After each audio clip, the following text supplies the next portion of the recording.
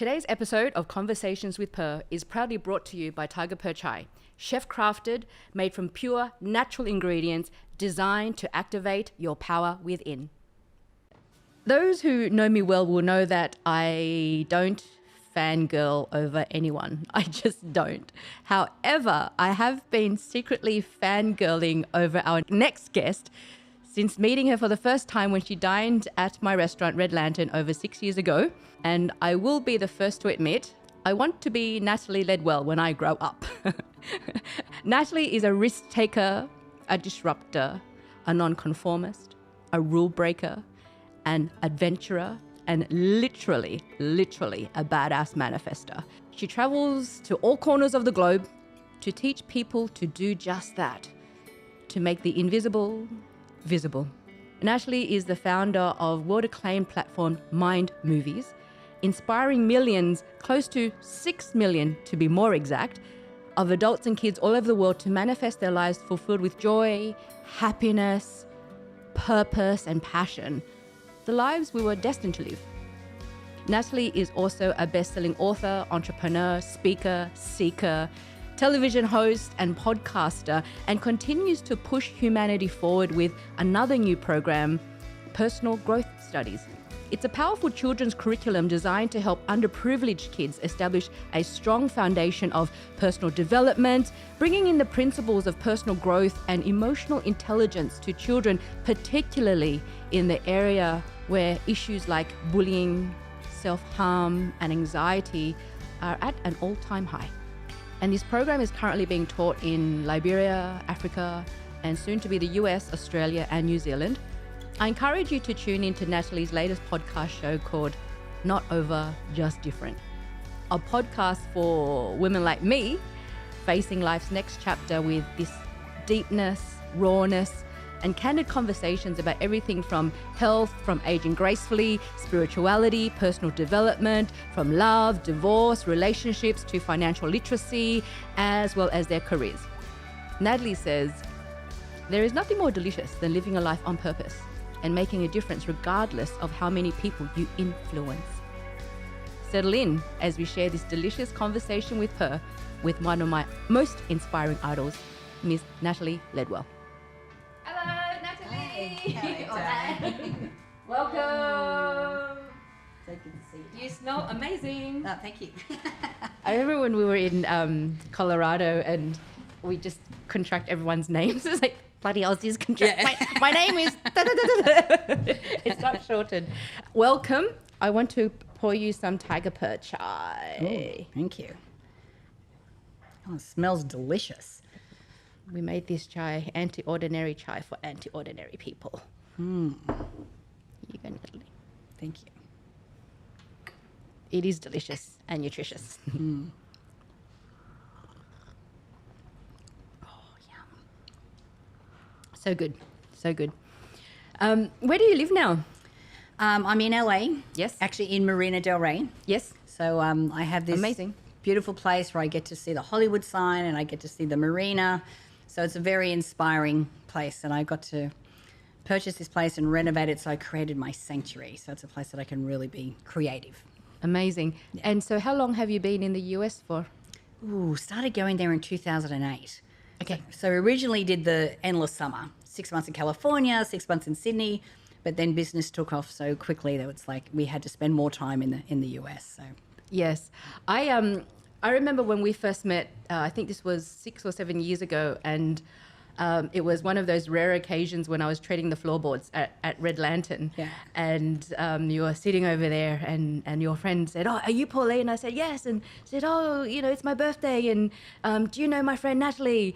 She lives in the States, and she's a big fan of Red Lantern, and you might know her, Natalie Ledwell from Mind Movies." And I'm like, of course I know Natalie Ledwell from Mind Movies because of the work that I do. And it's like, I've been following your journey for so long, for so long, and there is so much respect for the persistence, the perseverance, the courage, as well as the grit. Thank you. That's got you to where you are today. And it was a bit of a fangirl moment when I was telling you that was going to release my book, The Way of the Spiritual Entrepreneur, very soon. And bless your heart, you said, come onto my podcast. Yeah. And I remember it so vividly, Nat, because we just moved into a new house. I had no internet. It was the very first podcast that I'd done in that house. And it was just, I was so amateur at the whole podcast internet thing. And I was, this is so embarrassing, but you were so gracious and so patient with me. And I don't think I can watch that podcast back. It was too distorted for me. And I want to kind of a little bit apologize. And then last year, a pinch me moment, we're co-facilitating a retreat together in Colorado. That was a beautiful, beautiful time. That was an incredible retreat. And I don't normally do a lot of retreats like that. And we'd come out of COVID, so it was my first kind of in-person, speaking gig. Yeah. But it was so intimate and so dropped in. Yeah. It was great spending time with you there. It was fun. Yeah. It was fun. Yeah. So where did you grow up? Let's start at the beginning. Yeah, I grew up in Orange. I'm one of 8 kids. So I'm from a big family. Yes. And I was always a little bit of a square peg in a round hole. I always joke that I'm the alien in the family. But I was always this personality, strong, kind of being the center of attention, not necessarily seeking it, but always ending up there, always very confident. I had more confidence than any child should ever be endowed with. Right.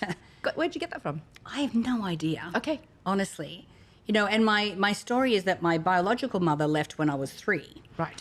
And so Dad, married Mum, who I call Mum because she's the only mum I know. She had 6 kids from her previous marriage, and Dad had me and my sister, and that's how we became the 8. Mm-hmm. And so it was a little challenging at times because, I'm this big personality and confident, and Mum is trying to, wrangle 8 kids. And so in her mind, she was trying to kind of, get me to be more like the other 7, and which was, not necessarily. Not going to happen. Yeah.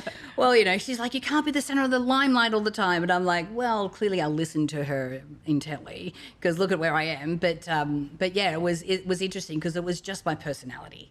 I think it's something that I just came in with. Yeah. Luckily. Yeah. What were some of your fondest memories of growing up in Orange? Oh, growing up in a big family is so much fun. It can be so much fun. We used to do things like blackberry picking. Mum would pile us all into this, Colden Kingswood, like all 8 kids, and we'd, be driving out of town. We'd stop, and technically we're stealing onto someone's property, but we all jumped the fence with our big buckets, and we've got purple all over our hands and our mouth and everything. And then Mum would be making blackberry pies and blackberry jam, and or we'd do things like at Easter, we'd always play rounders, or I'd dress up as the Easter bunny for my nieces and nephews. Mum was great at being able to make a lot of fun. Yep. They didn't cost any money. Yes. Because, there wasn't, a lot of that. Yep. And we never felt poor. We never felt hard done by. I always felt like I had a great, childhood. And even though my mother's and my relationship was a little tumultuous, I look at all of the gifts because of that. Yeah. My resilience, my independence. I was always going to be, something out there in the world. That was always something I saw for myself. Yeah. At what age did you see that? I would have been a teenager for sure. Or maybe even, I'm thinking 12. Yeah. I would have these thoughts of, why aren't all these adults listening to me? Can't you see what's, and I had this gift to be able to see things that adults didn't necessarily see either. But I had doubts in myself. Like what? Just the way things worked. Yeah. I remember one of my favorite teachers was this woman who, she had been a ballerina and she'd been a flight attendant and then she'd been something else and then she became a teacher. I loved her because it's like, you can teach me something about the world that I can see. Yes. And everyone else was just a career teacher. Yeah. And I'm like, I can't learn anything from you. I knew that, and I would see different, through talking to her, it kind of opened up my eyes to how the world worked in a certain way, but I picked it up very quickly. Yeah. I have a similar story and I resonate. And I think when we see things differently, we just notice difference everywhere. Yeah. Growing up, there was a woman called Miss Lee. She was the school librarian. and she was hot compared to all the other teachers. She would come to school with her hair blow dried. She always looked, she had a dress, wore heels, and it was like exactly what you said. I reckon you can teach me something about life that the other teachers can't. And then she held, extracurricular classes after school for, how to put on makeup, how to care for your skin, right. How to sit, how to do all of that. And I don't think that was ever part of the curriculum until Miss Lee came into our orbit. Did you always want to leave Orange, Nat? Oh, yeah. Yeah? Oh, yeah. I left home when I was 17. Yes. I left Orange when I was 18. Yes. I moved to Sydney. I did not know one person. Yes. I just had to get out. Yeah. And I initially, back then, this is like 89 or something, there was a big shortage of bank tellers. So I was able to talk my way into a bank teller job easy. So I had a job to go to. But what I was doing in Orange was I was an aerobics instructor.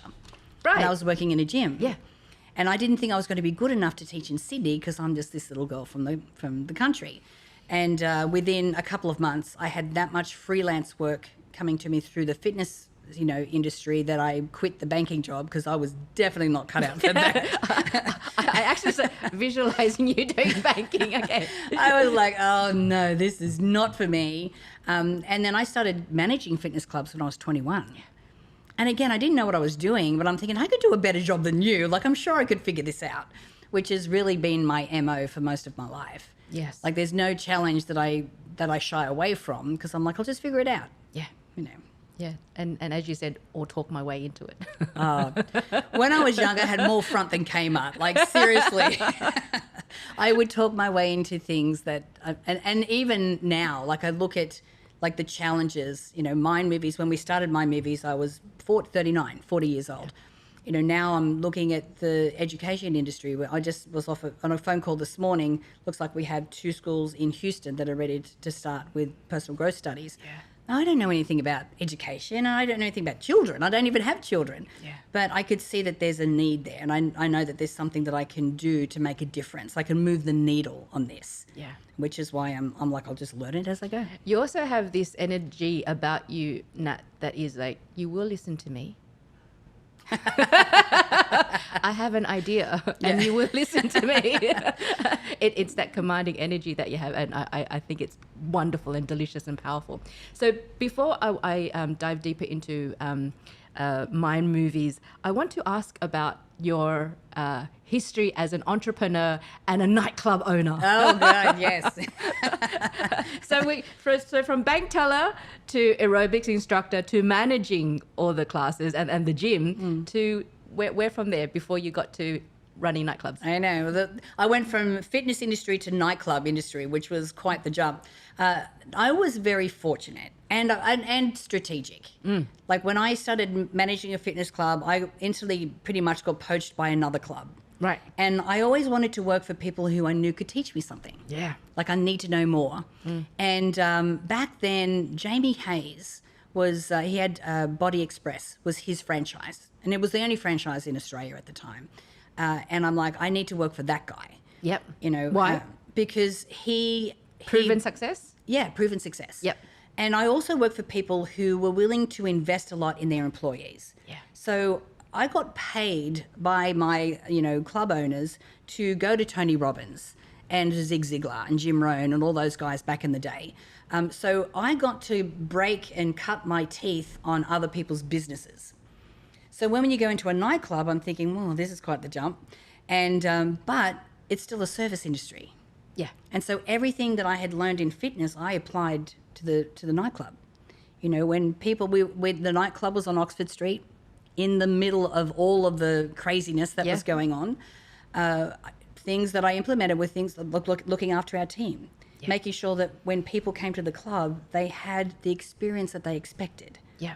With our DJs, we're like, listen, you can be as creative as you want as long as you play this style, because people are coming to expect this style of music. What was the nightclub? It was called Envy. Okay, I remember Envy. Yeah. Holy shit. Okay. Yeah.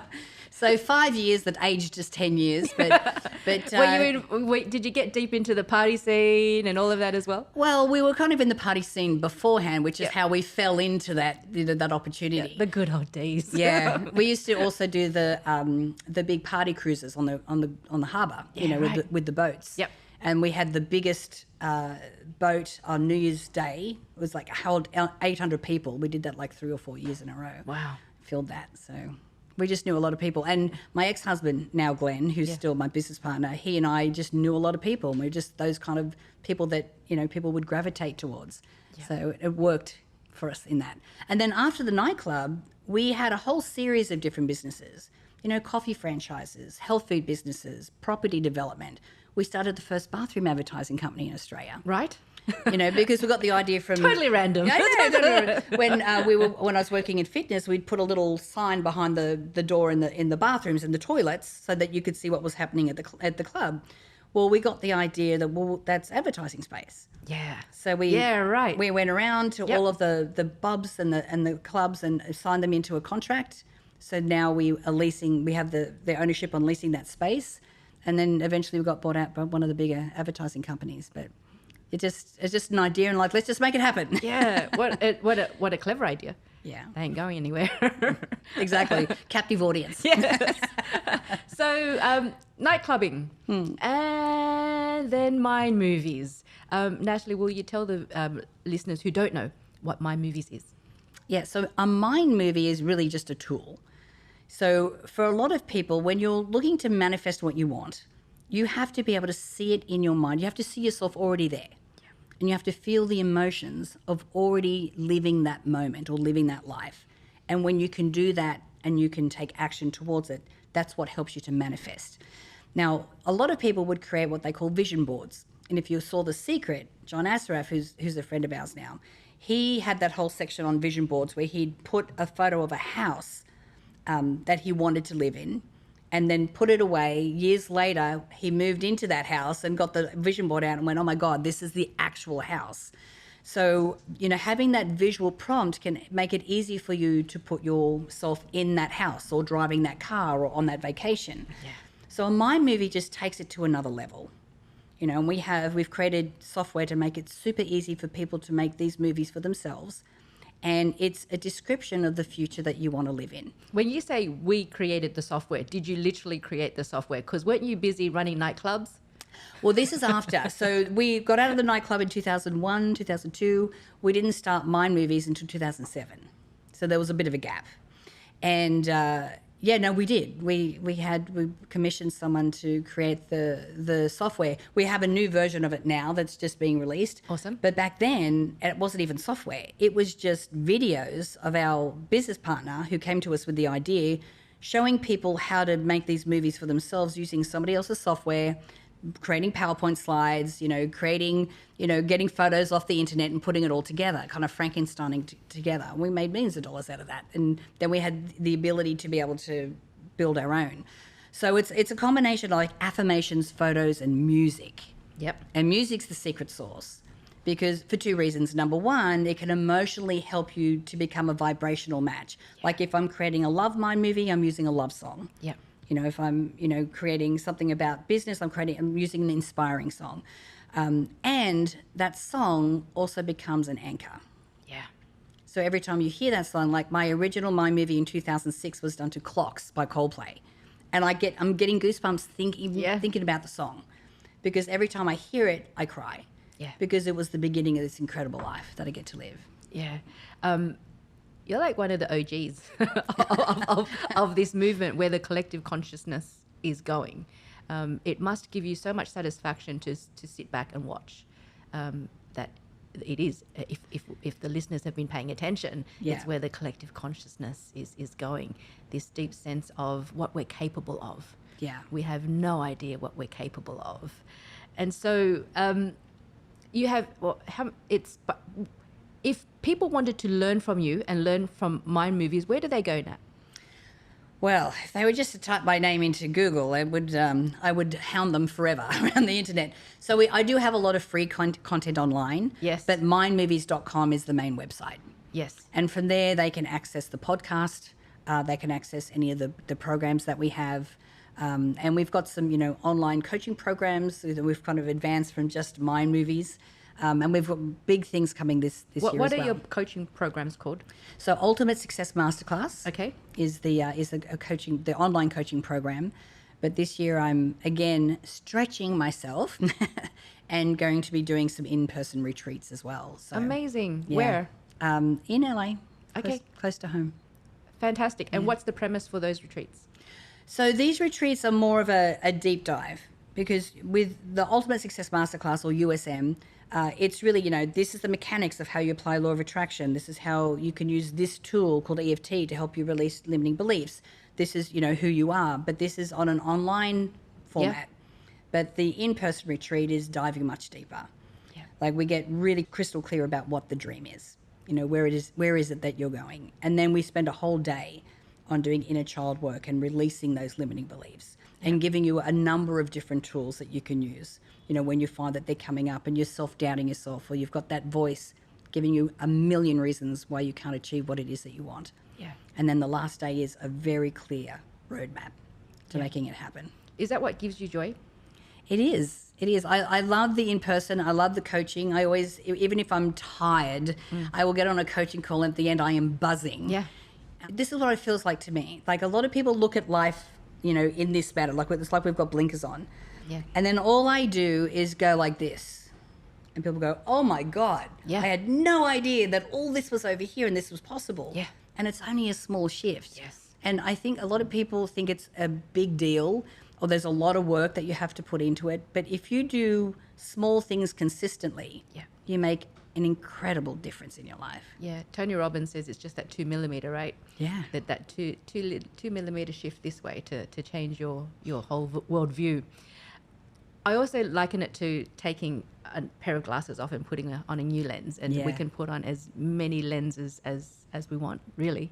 Well, we do already. Yeah. Unfortunately, those lenses are put on because of experiences in our childhood. Things that have shaped us or programmed us to think a certain way. And then everything that happens to us in life as a result of that is seen through that lens. So if we don't feel lovable, if we don't feel worthy, if we were told we'll never amount to anything, or that we're not pretty, or whatever that is, or not smart, then that's the lens that you always see through. So all of your choices and everything that you do through life, whether you're conscious of it or not, are then influenced by that lens. I love that you're the walking embodiment of all that you teach. You have that energy about you. You have this inner smile that you always radiate. And it's, I can tell that life is good for you. Life is fun. Life comes with ease and flow because of the work that you do. I say, if you do the work, you get the pay, right? And if you get the pay, you get to play a very different game of life. Back to mind movies, you must have so many amazing stories, some profound transformational stories from the work that you do. I just had a thought about when it just becomes a way of life. Yesterday morning, I was reminiscing about one of my favorite clients. His name's Dan, and he has a very, very special story. And I was just reminiscing about him, I wonder what he's doing, how he's going.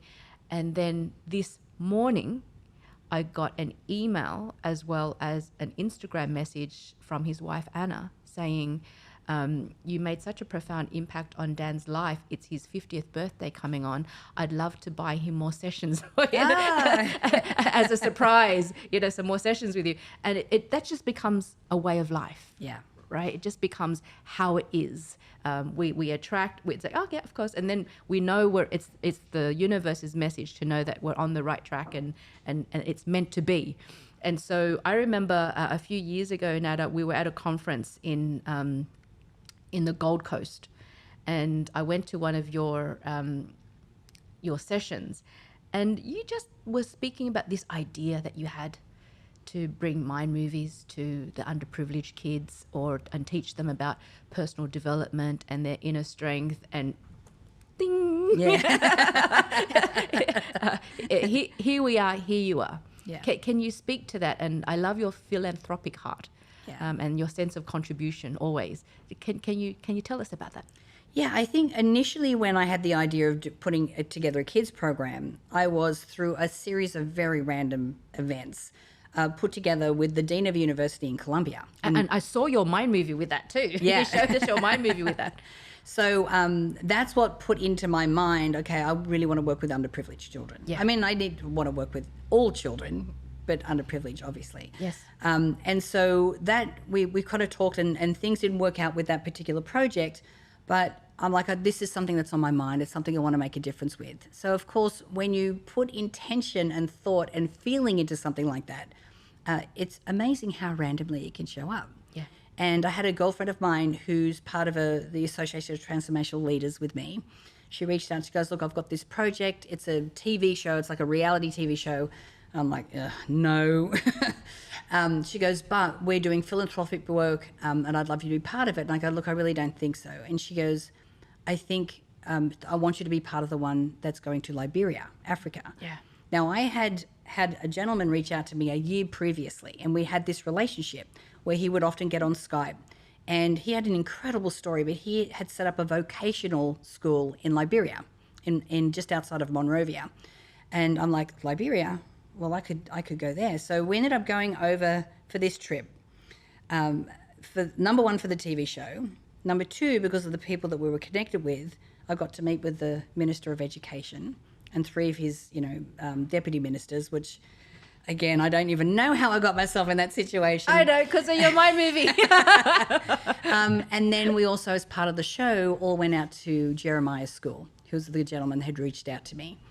And it was like, I think I slept for a week when I got back from that, because it was so, heartening and so endearing. And, of course, there you see results with the children so quickly. Yeah.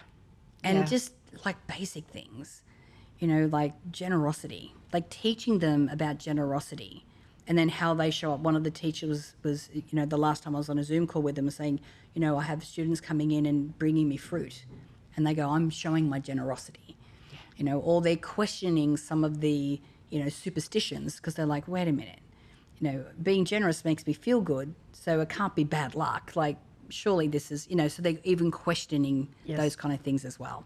Yeah. And they're eager to learn. Yeah. How rewarding for you. One of the barometers I have to know that it's a calling or it's a purpose, like when you said earlier, you're so tired, but then you get on a coaching call and you're energized and your heart expands, and what an incredible contribution piece. What's the next step with that program? Well, it looks like we have a pilot starting in 2 Houston schools in Texas. Wow. Which will start as early as next month. Yeah. Which is mind-blowing, because it's been years in the making. But the cool thing about that is that's our credibility. That's our step in the door. Yeah. And Texas has a mandate so that schools have to have a social and emotional learning curriculum. And, we have a very vanilla program.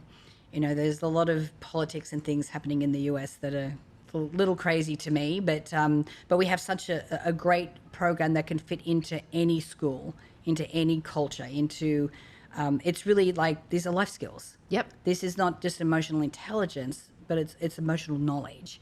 And it's like, how do I navigate as a human being? And especially since the pandemic. I mean, some children in the US were learning remotely for up to 2 years. Right. And they've missed out on some really instrumental and very important developmental stages in their growth. Yeah. So, it's the time for this program is now. It's true. Yeah. Especially when anxiety, overwhelm, stress, displacement, loneliness, all that is so prevalent at the moment. And they have no tools. Yeah. And they keep it from their parents. And if their parents do know, the parents don't know how to help them. Teachers are in massive overwhelm. And a lot of teachers in the US are resigning because they don't get paid well. Yeah. And they have all this extra pressure. And of course, parents have just gone through 2 years of being in so much fear about the safety and the health of their children and themselves that, maybe they're not showing up as their best selves right now. Yeah. So it's teachers are getting it from all angles. So we want to also be supporting teachers too, and making sure that they're getting help with their mental health, so that teachers are one of the most important roles in a child's Maybe life. we should have a program for teachers, Nat. Yeah. Next. That's coming next. We're not got a few spare minutes, You've got a few things on your plate.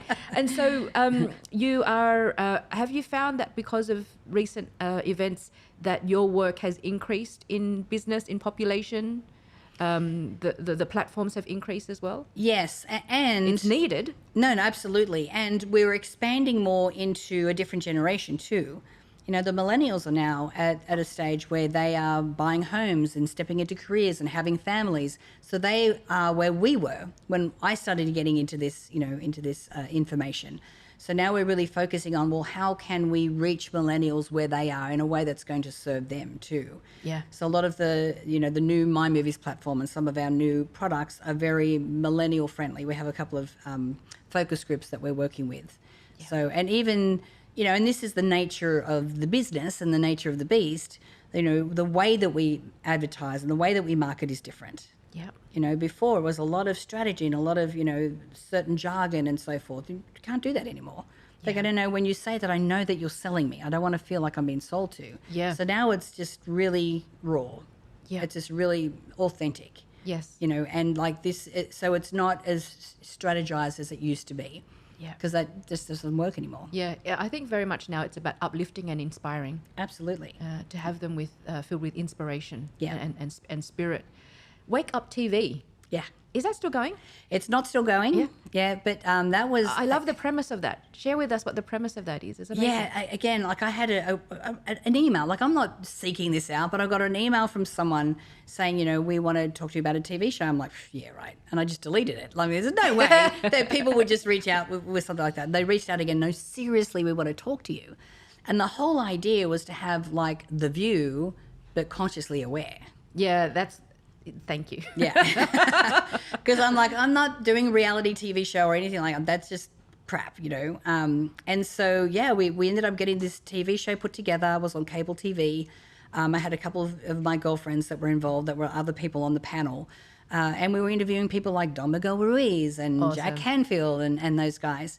And to me, I mean, it was so much fun, and it was, again, so much out of my comfort zone. But it was such a worthwhile project for us to be able to do. And I'm sad that it didn't go on further, because it didn't get picked up by one of the cables, because I think it was a little bit before its time. Right. But yeah, that was a whole lot of fun. And again, like, I wasn't expecting Now's the time, though. Like, now's I know. A good time. Well, now there are so many different platforms, Yeah. and there's so many different ways that you could do that. But again, it's like, let's see if I can fit that in somewhere, Yeah. But yeah.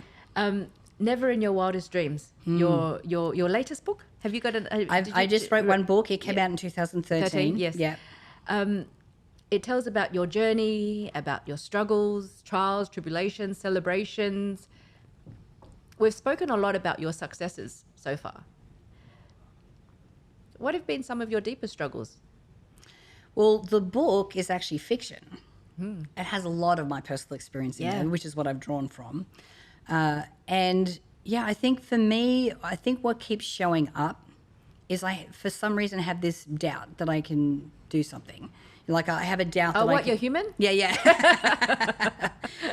But sometimes the doubt can be a little more immobilizing than I realize. Right. And I have people around me that go, "Are you kidding me? If anyone can do it, you can do it." I'm like, yeah, you're right.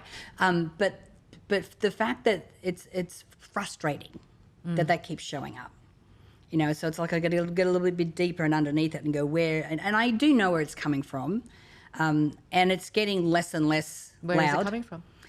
Well, it's just coming from a place where I was told when I was younger that you're not important, you're not special. There's nothing different about you. Yes. And I'm like, okay, well maybe you're right. And it's not like I need constant validation, because I can remember and go, no, that's right. You have got this. And it's not like I do everything myself. Yeah. Yes, I know how to manifest. So I know how to leverage the power of the universe. Yeah. Which also helps me attract the right people. Yes.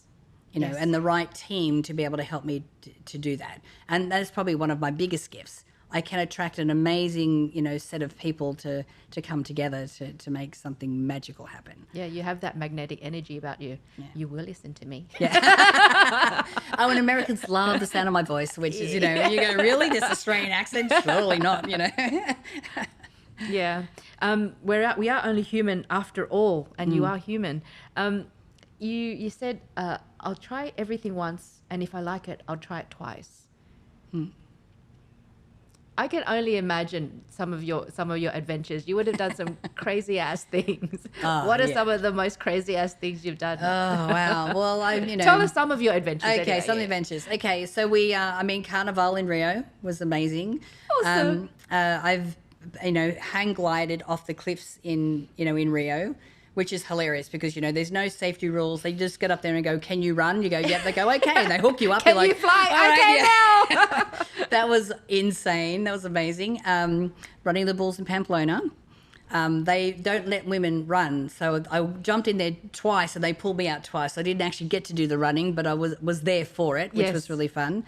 I've awesome. scuba dived. I've bungee jumped 3 times. I've jumped out of a plane, which is kind of boring compared to bungee jumping, and but I'll try anything. And my new boyfriend scuba dives, which I used to dive when I was in my 20s.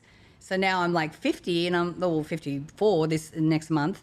I got back into scuba diving again. Yeah. So it's like I don't think there's anything that I wouldn't try, because I think that we can do anything. And even though I'm getting a little older now, inside in my mind, I still feel like I'm a 25-year-old. Yeah.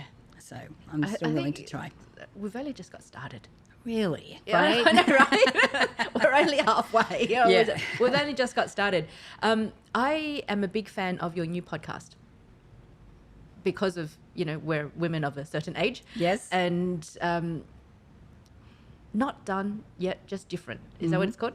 Yeah. So Glenn and I were married for like 20 years. And we broke up, we separated in 2013. And we're still business partners and we're still friends. Yeah. And him and his fiance and me and my boyfriend will vacation together and things. Why not? Yeah, exactly. Yeah. And that's what I said to him. I said, darling, our relationship's not over. It's just different. Yes. And so that was the phrase that I coined back then. Yeah. But I'm like, that applies to so many different things. Yeah. And I think, especially now that I'm at this age, I realize that a lot of women don't talk about sex at this age, or hormone changes and menopause, or what it's like to be 53 and dating in LA. Like it can be scary and it can be exciting and it can be a whole bunch of things, but let's talk about it. Yeah. Let's kind of normalize some things. I think sometimes in America things could be a little suppressed. And I'm like, no, let's not do that. And it's not just the talking of it, but modeling how to talk about it. Like with my girlfriends, I had one of my favorite podcasts was with my girlfriends. There was, 4 of my girlfriends and me, and we were talking about what it's like to have female friendship at this time of our life. It's true. Because it's different. Yeah. We're not competing now. When we're younger, there's a lot of competition. When we're older, it's like, no, we understand how important it is to have that kind of a female connection at this time in our life. And so it's, and why that's so different. So I talk about everything, and like there is no subject, and of course I don't get easily embarrassed, that I can talk about anything in a very matter-of-fact way. So I think it helps to any of the embarrassment that women might feel, or shame or guilt in any of these conversations. I'm like, don't feel that. We're all different, we all do different things, and there is nothing in this world that we should be ashamed of. Amazing. And TLC. Yes. I'm a founding member of TLC as well. I think we, that was a few years ago. Oh, you mean ATL? ATL, is it ATL? Yeah. I think that's such an important platform for where the collective consciousness is going at the moment. Yeah. Can you tell us a little bit about that? Yeah, so TLC is the original group. So Jack Canfield started that in 2004 because he wanted a place where he could, be with other people like him, speakers, authors, but in a place where they didn't have to be on, where they could just let their hair down, they could exchange some ideas and just be in a really comfortable environment.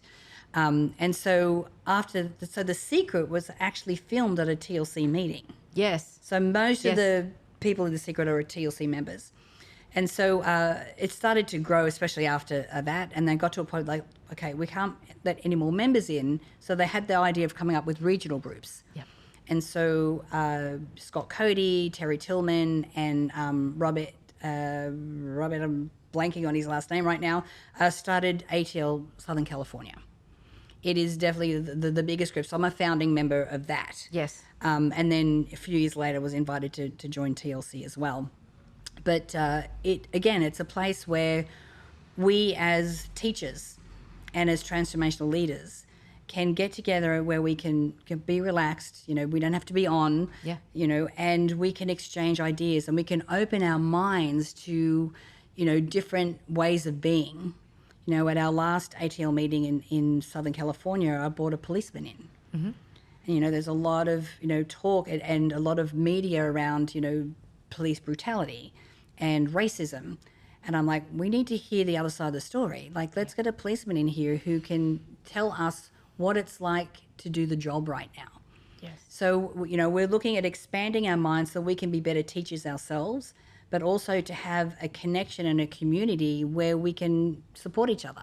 Yes. And rely on each other. Well, not rely on each other, but really support each other, because it's not always easy.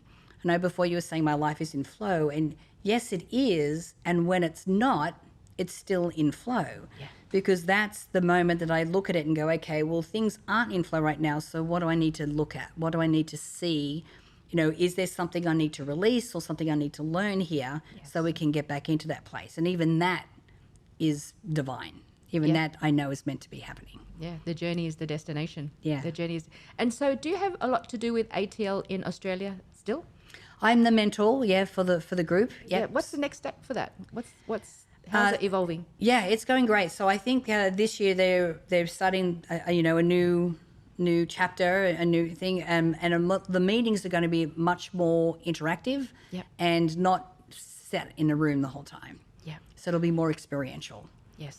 So it's the new version is looking fantastic. I look forward to it. Look forward to it. Natalie, I have two last questions for you. The next question is something I often think about myself as well, being doing what we do, being the disruptors, being the pokers in our industry and in the world. What is an insult that you have received that you are most proud of? I was thinking, what's the worst insult? Don't call me normal or average, because I would be insulted. Let's see what I have. I think being too loud. Being too loud, being too vocal. Yeah. I'm like, there's no such thing. Yeah. I don't believe that I'm like you, and this is something that I admire about you. You are very succinct with your words. Like I was telling you when I read your book for the second time, it just reminded me. It's like you don't waste words. There's no fluff. What you say, every word has weight, every word has meaning, and every word has purpose in what you say. Thank you. And I feel like I'm a little similar to that as well. Yes. That was the thing when I started speaking on stage. I was like, you got to tell a story. I'm like, I don't want to tell a story. I just want to get to the point. Yeah. But the stories are what help people remember the point. Yeah. And I had to get a little better at that. I'd like to be more succinct. But if you're saying that I'm loud, I'm like, well, yes, but what I'm saying is important. Yeah. And it may not be important to you in this moment, but it's important to somebody. Yeah. So I'm not gonna be quiet about that. And we're allowed to be loud. Exactly. If you don't like it, block your ears. That's right. Or leave the room. Natalie, I have a gift for you. We're coming all this way. Thank you. Oh, is this tea? Yes. Thank you. It's so from the much. tastemakers of Red Lantern. Anti-ordinary chai for anti-ordinary people like you. Thank you so much. You're most welcome. I really Tiger appreciate Purr. that. I have one last question for you. Yes. What makes Natalie Ledwell purr? Juicy conversations. Yeah. And really, really, really, really good looking men. I have to put 4 reallys. Right. Yes. No, to me, and it can be about anything. Yeah. My boyfriend, we met during COVID. We've been together for a couple of years now. What is his name? His name is Bert. Yes.